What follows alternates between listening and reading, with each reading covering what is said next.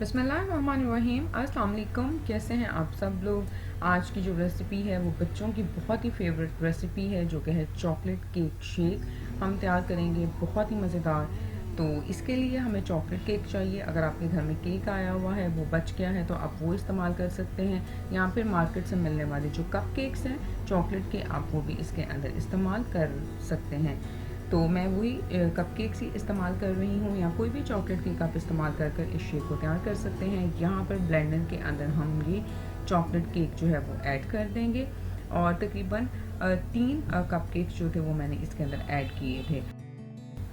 जो आइसक्रीम मैं इसके अंदर ऐड कर रही हूँ वो आलमंड क्रंच है, जो कि नट्स के साथ है। आप चाहें तो आप सिंपल वनीला भी इसके अंदर ऐड कर सकते हैं।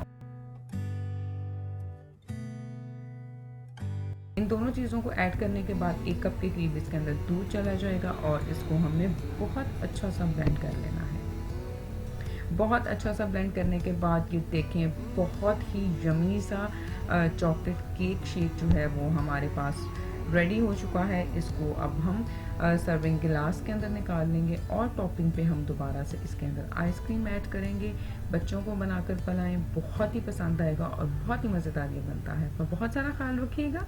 फिर मिलूंगी एक नई और मज़ेदार सी रेसिपी के साथ। Stay safe. Thank you very much and अल्लाह हाफ़िज़।